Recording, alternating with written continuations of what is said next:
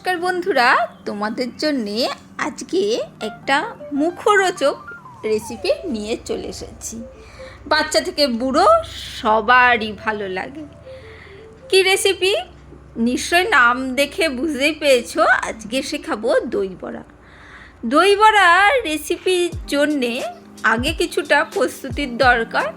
তাই আগে গ্রিন চাটনি মানে সবুজ যে ধনেপাতার চাটনিটা, সেইটা তো আমার ভিডিও করা আছে, আগে দেওয়া আছে, সেই জন্যে সেই চাটনিটা আর দেখাচ্ছি না। কিন্তু যে লাল তেঁতুলের চাটনিটা হয় সেই চাটনিটা একটু দেখিয়ে নিচ্ছি। একটু রেসিপিটা বড় হয়েছে, কিন্তু একটু ওই অনেক কিছু তোড়জোড়ের ব্যাপার তো। আর আমি তো মোটামুটি আমার বাচ্চাদেরকে মোটামুটি বাড়ির সব কিছুই মানে বাড়িতে করে খাওয়ানোর চেষ্টা করি, তাই রেসিপিটা একটু বড় হয়ে গেছে। দেখো একটু ধৈর্য ধরে। তেঁতুলটা একটু ভিজিয়ে রেখেছিলাম, এমনি ঠান্ডা জলে ভিজিয়ে রেখেছিলাম। তারপরে হাত দিয়ে ভালো করে রগড়ে যতটা পেরেছি ছিবড়েটা বের করে নিচ্ছি। একটু দানা ছাড়াই তেঁতুলটা ছিল। আর এখানে কড়া গরম করে একটু চিনি দিয়ে দিয়েছি। গুড় ছিল না সেহেতু চিনি দিয়েই করেছি। চিনিটা অল্প একটু জল দিয়ে না একটু বেশ গরম করে একটু যদি নাড়াচাড়া করে নাও মানে বেশ ভালো হবে। মানে গুড়ের টেস্টটা আসবে না, কালারটা আসবে না, তবুও কিছুটা আসবে। সেই জন্যে চিনিটাকে ভালো করে কিন্তু আঠালো করে আমি মানে নাড়াচাড়া করে নিলাম। পুরো হাই ফ্লেম রেখে কিন্তু নাড়াচাড়া করছিলাম। তারপরে তেঁতুলটা যেটা গুলে রেখেছিলাম জল দিয়ে ভালো করে একটা ছাঁকনির সাহায্যে ছেঁকে দিয়ে দিলাম। দেখো সুন্দরভাবে দেয়া হয়ে গেছে, ছাঁকা হয়ে গেছে। তারপরে ভালো করে ফোটাচ্ছি। সেই সময় একটু আমি চিনি বলছি, একটু লবণ দিয়ে দিলাম সামান্য, আর দিয়ে দিলাম লঙ্কার গুঁড়ো দিয়ে খুব ভালো করে কিন্তু নাড়াচাড়া করে ভালো করে ফুটিয়ে নিতে হবে। একটু স্পিড বাড়িয়েই দেখিয়ে দিচ্ছি। একদম ভালো করে ফুটিয়ে দেখো বেশ ঘন ঘন হয়ে এসেছে। তখন আমি কিন্তু খুব ঘন নয়, খুব পাতলাও নয়, বেশ একটা ঘন ঘন ভাব, সেই পর্যায়ে কিন্তু আমি গ্যাসটা বন্ধ করে দিলাম। আর দই বড়ার জন্যে অবশ্যই তো বিউলির ডাল লাগে। যারা বিউলির ডাল চেনো না তারা দোকানে গিয়ে বলবে বিউলির ডাল দিতে, তারা দিয়ে দেবে। সেই জন্য চেনা অচেনার কোনো ব্যাপার নেই। ডালটা ভিজিয়ে রেখেছিলাম 6 ঘন্টা, তো ভেজাতেই হবে। রাত্রিরে যদি ভিজিয়ে রাখো তাহলেও হয়ে যাবে। এটাকে মিক্সির জারে ভালো করে পেস্ট করে নিয়েছি, বেশ পাতলা পাতলা করে, দেখতেই পাচ্ছ। আর ভালো করে একটু পাতলা না হলে, খুব একেবারে জলের মতন না, ঘন ঘন ব্যাটারটা, সেইটাকে ভালো করে ফেটিয়ে নিচ্ছি। মানে ডালটা বেশ ডুবো ডুবো থাকবে, সেই পর্যায়ে একটু জল দেবে, দিয়ে পেস্টটা করবে মিক্সিতে, ভালো হবে। হাত দিয়ে ফেটালে, হাত দিয়ে ফেটাচ্ছি, কিন্তু হাত দিয়ে ফেটালে কি হবে মানে ওই অনেকটা টাইম লাগবে। তাই প্রথমে আমি হাত দিয়ে ফেটাচ্ছিলাম, কিন্তু খুব ভালো করে ফেটানোর জন্যে ওই যে বিটার মানে দই বিট করার যে বিটারগুলো আমাদের হ্যান্ড বিটার থাকে, সেইগুলো দিয়ে যদি ভালো করে বিট করে নাও খুব ভালো হবে। মানে ঘুরিয়ে নাও। হাতে করলে কি হবে, হাতে যারা বড়ি টড়ি দেয় তাদের অভ্যস্ত, তাদের খুব অসুবিধা হবে না, কিন্তু মানে আমার মতন যারা, তাদের কিন্তু কষ্ট হয়ে যাবে। আমি খুব ভালো রাঁধুনি সেরকম নয়, রান্না করতে ভালোবাসি, আর ভালোবেসে করি বলে ভালো লাগে সবার। আর আমার মনে হয় আমি যেগুলো পারি করতে পেরেছি, সেইগুলো অন্যরা করতে পারবে। সেই জন্যে সেইভাবে মানে নানা জনের কাছ থেকেই কিন্তু আমি দেখেই শিখি, আর কিছুই না। দেখো ভালো করে ফেটানো হয়ে গেছে। দেখো ওই বাটির মধ্যে জল দিয়ে দেখালাম, এই দেখো বড়ির মতন এরকম ভেসে যাচ্ছে। মারা যেরকম বড়ি দেয় না, মা ঠাকুমারা, আমার মা এরকম করে বড়ি দেয়, মানে জলের ওপর দেখে নেয় দিয়ে, মানে ভাসছে কি, তাহলে বুঝতে পারে যে তাহলে এটা বেশ ভালো হয়েছে। সেই রকমই দই বড়ার ওইটা জলের ওপর একটু ফেলে, অল্প একটু ফেলে দেখে নেবে। যদি জলের ওপর ভাসে তাহলে জানবে যে এটা মানে পারফেক্ট ফেটানো হয়েছে। যদি ডুবে যায় তাহলে জানবে যে এটা ফেটানো হয়নি, আরও কিছুক্ষণ ফেটাতে হবে। এইটা হচ্ছে পদ্ধতি। সেই জিনিসটা ভালো করে তোমাদের বুঝিয়ে দিলাম, অবশ্যই বুঝে গেছো। এই ফেটানোটা কিন্তু খুব দরকার, মানে ওই কোনো রকমে বড়া করে ভাজলেই কিন্তু হবে না। এরপরে কড়াইতে সাদা তেল দিয়ে দিলাম সুন্দর করে, দিয়ে এর মধ্যে তেলটা তো গরম হতেই হবে। আর দই বড়ার জন্যে এই দেখো এরকম ছোট হাতা আমার আছে, সেই হাতার সাহায্যে কিন্তু আমি ব্যাটারগুলো দিয়ে দেবো তেলের মধ্যে। তাহলে কি হবে, বেশ একটু বড় বড় হবে, আর মানে খুব বড়ও নয় খুব ছোটও নয়। আর দই বড়া যেহেতু একটু বড় হলে ভালো লাগে। এখন তো ওই হাতার পিছনে ওরকম একটু গোল করে অনেকেই করে, কিন্তু আমি সহজভাবেই কিন্তু দেখালাম। ওইটার চেয়ে কিন্তু এই গোল মতন এরকম করে যদি করো খুব সুবিধা হবে, মানে যারা পারে না তাদের জন্যে কিন্তু, বা যারা প্রথমবার করবে তাদের জন্যে কিন্তু এইটা সুবিধা হবে। এরকম হাতা বা চামচের সাহায্যে যদি এরকম করে দাও, একদম বাটি বাটি মতন কিন্তু হবে, আর ভাজতেও সুবিধা হবে। জিনিসগুলো ওই যে বললাম না, আমি যে হেভি কিছু পারি সেই রকম নয়, ভালোবেসে করার চেষ্টা করি। আর যেটা আমার সবসময় মনে হয় আমি পেরেছি, সেইটা কিন্তু আমার বন্ধুরা পারবে। কারণ আমি সত্যিকারে বলছি, সবসময় ভালোবেসে করতে চেষ্টা করি। আর বাচ্চাদের জন্য তো অবশ্যই এখন ভিডিও করছি ঠিক কথা, কিন্তু বাচ্চাদের জন্য সবসময় কিন্তু আমি এইভাবেই করে থাকতাম, নানা রকম জিনিস চেষ্টা করে থাকতাম ওদের দিয়ে, মানে খাইয়ে থাকি যে, আর বাড়ির জিনিসগুলো সবসময় হেলদি হয়। আর সেইগুলো বাইরে অনেক সময় কি হয়, দইগুলো কেমন একটা গন্ধ বেরায়, মানে অনেকে ভালোবাসলেও সেই এইটা কিন্তু এটা হয় না। যারা ভালোবেসে খায় তারা আলাদা ব্যাপার, কিন্তু অনেক সময় দইটা কেমন অনেকক্ষণ ঢাকা থাকলে কেমন একটা গন্ধ বেরোয়। হ্যাঁ জানি আমাদের খাটনির রেতে আমরা সবসময় করে থাকি না, কিন্তু এরকম যদি করি সন্ধেবেলাটা কিন্তু দারুণ জমে যাবে।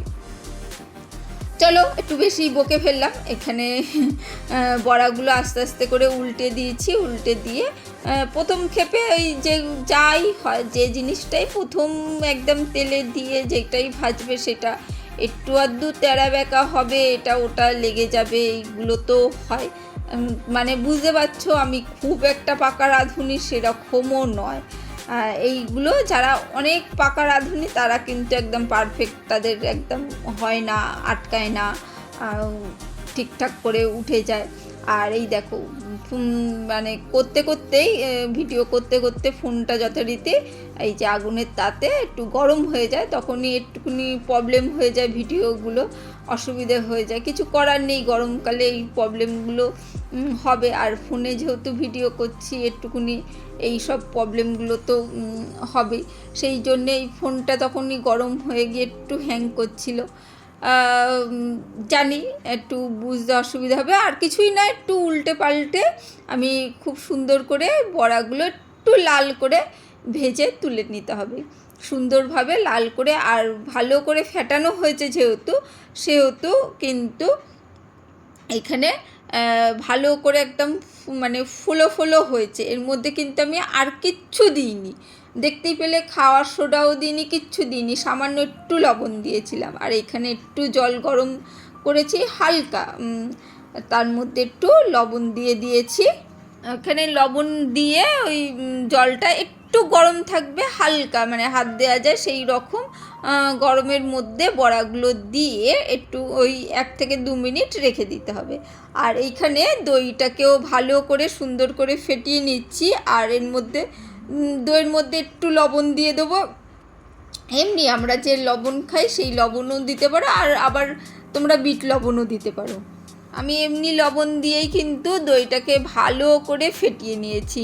আমি ওই প্যাকেট দই ব্যবহার করেছি, মিষ্টির দোকানের দই না, সেই জন্যে জল ব্যবহার করতে হয়নি। আর যদি মিষ্টির দোকানের দই হয় তাহলে সেই দইগুলো তো একটু টাইট, সেইগুলোর জন্যে কিন্তু একটু সামান্য জল ব্যবহার করবে। আর প্যাকেট দইগুলো কিন্তু একটু পাতলা টাইপের হয়, সেই জন্যে প্যাকেট দই হলে তাহলে কিন্তু ওই জল দিতে হবে না।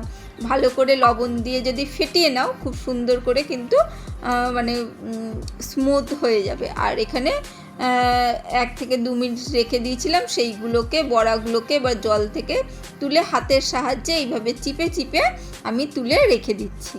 এখন কিন্তু প্রচণ্ড গরম, মানে খেতে কিন্তু সত্যি বিকেলের দিকে খুবই অস্বস্তি হচ্ছে, আর মুখরোচক কিছু খেতেও সব বাচ্চাদেরই ইচ্ছা করছে।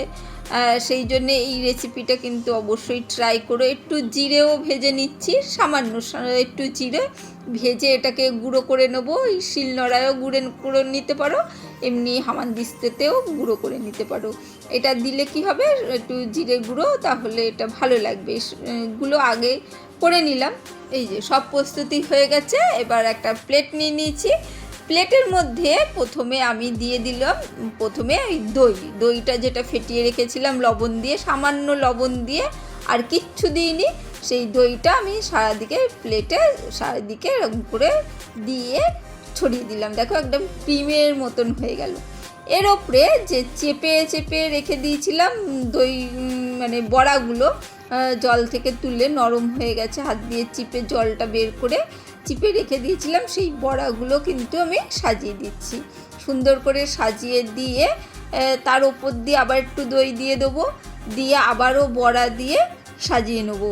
এইভাবে প্রত্যেকটা মানে সুন্দর করে আগে দই দিয়ে একটু সাজিয়ে নিতে হবে বড়াগুলো, আর কিছুই নয়।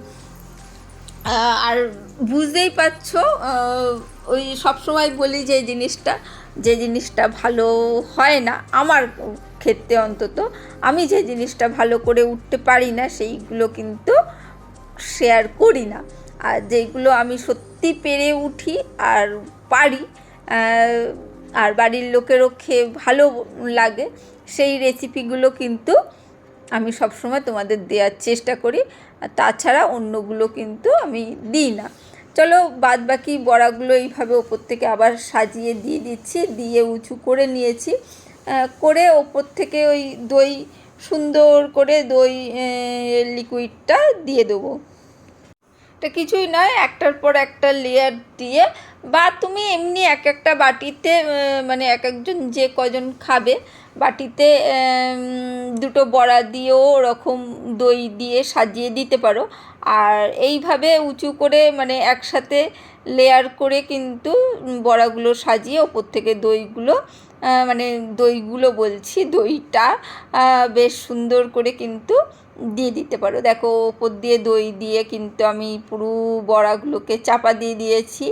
এরপরে আস্তে আস্তে আমি একটু বিট লবণ দিয়ে দিচ্ছি সামান্য, খুব ভালো করে ছড়িয়ে দিচ্ছি। এমনি তো বড়াতে এবং দইতে লবণ দেওয়াই আছে, বিট লবণটা একটু দিয়ে দিচ্ছি সুন্দর করে, স্বাদটা ভালো আসে বিট লবণ দিলে। আর এই যে ধনেপাতার চাটনিটা করে রেখেছি, ধনেপাতার চাটনি বা গ্রিন চাটনির রেসিপি কিন্তু আমার মানে ভিডিওতে আছে। এইটা মানে ওটা রসুন দেয়া ছিল, অনেকে যারা রসুন খেতে পছন্দ করো না বা নিরামিষ দিনে খাবে তারা রসুনটা বাদ দিতেই পারো, আর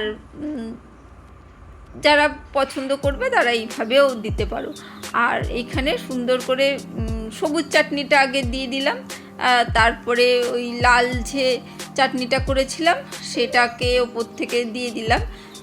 যেহেতু সন্ধেবেলায় কালারটা একটু কালো কালো আসছে, বা ভিডিওটা সেইভাবে হয়তো আসেনি, কিন্তু খেতে সত্যি লোভনীয় হয়েছিল।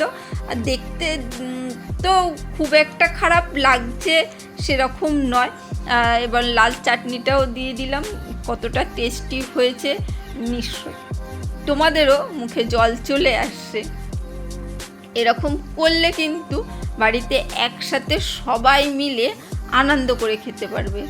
আর লাল চাটনিটা, তেঁতুলের চাটনিটা দেওয়ার পর ওই জিরেটা যেটা ভেজে গুঁড়ো করে রেখেছিলাম সেইটা অল্প সামান্য চারিদিক দিয়ে এইভাবে ছড়িয়ে দিচ্ছি, সুন্দরভাবে কিন্তু ছড়িয়ে দিলাম। সব হাতেই মানে করেই কিন্তু সব দিয়ে দিচ্ছি সুন্দর করে। আমি কিন্তু দইয়ের টক ভাব কাটানোর জন্য কোনো চিনি টিনি ব্যবহার করিনি। আর এখানে একটু চাট মশলা দিয়ে দিচ্ছি, কারণ ওই চাটনিগুলোর মধ্যে তো একটু চিনি আছে, মিষ্টি রয়েছে, সেই জন্যে কিন্তু আমি চিনি ব্যবহার করিনি এখানে কোনো ক্ষেত্রে। এখানে চাট মশলাও ওপর থেকে সুন্দর করে ছড়িয়ে দিলাম। আর এরপরে দেবো একটু লঙ্কার গুঁড়ো, সামান্য একটু লঙ্কার গুঁড়ো দেবো। কাঁচা লঙ্কা এখানে আর ব্যবহার করছি না কুচি, যেহেতু গ্রিন চাটনিটার মধ্যে কাঁচা লঙ্কা রয়েছে। আর লাল লঙ্কার গুঁড়োটা দিলে একটু দেখতে ভালো লাগে, টেস্টেও খারাপ লাগে না, ভালোই লাগে। আর এটা একটা মুখরোচক খাবার, মানে গরমের সময় কিন্তু মুখের স্বাদ ফেরানোর জন্য কিন্তু এটা কিন্তু খুব ভালো আইটেম, সুন্দর আইটেম, অবশ্যই ট্রাই করো। জানি অনেকেই পারো, আর যারা পারো না তাদের জন্যে কিন্তু এই ভিডিওগুলো, আর কিছুই নয়। এখানে ওই সরু সরু যে ঝুরি ভাজাগুলো হয় সেই ঝুরি ভাজা দিয়ে দিচ্ছি। আর একটু বেদানা ছড়িয়ে দিয়েছিলাম, তোমরা ওই চিনে বাদাম বা ভাজা বাদাম সেটাও দিতে পারো। আমি আর বাদাম দিইনি, কারণ ওই আমার শাশুড়ি মা আছে, তাকে বাদাম দিলে তার একটু অসুবিধা হয়ে যায়, সেই জন্যে। আর যে কোনো জিনিস তো আমরা পরিবারের সবাই মিলে খাই, সেই জন্য এখানে আমি বাদামটা আর ব্যবহার করিনি। একটু ওই বেদানা দিয়েছিলাম সেটা, আর ওপর থেকে একটু দই ছড়িয়ে দিলাম। কেমন লাগলো রেসিপিটা অবশ্যই জানিও। জানি একটু বড় হয়ে গেল, কিন্তু অনেকটা প্রসেস তো, সব কিছু করে রাখলে কিন্তু দারুণ। আর আজকের জন্য টাটা, বাই বাই। আর যারা এতক্ষণ ধরে ধৈর্য ধরে দেখলে রেসিপিটা, তাদের অসংখ্য ধন্যবাদ আর ভালোবাসা। আর অবশ্যই ট্রাই করে দেখো, না ট্রাই করলে, না করে খেলে কিন্তু বুঝতে পারবে না। আর সত্যি অসাধারণ। চলো আজকের জন্য টাটা, বাই বাই। আবার দেখা হবে অন্য কোনো দিন, অন্য কোনো ভিডিওতে।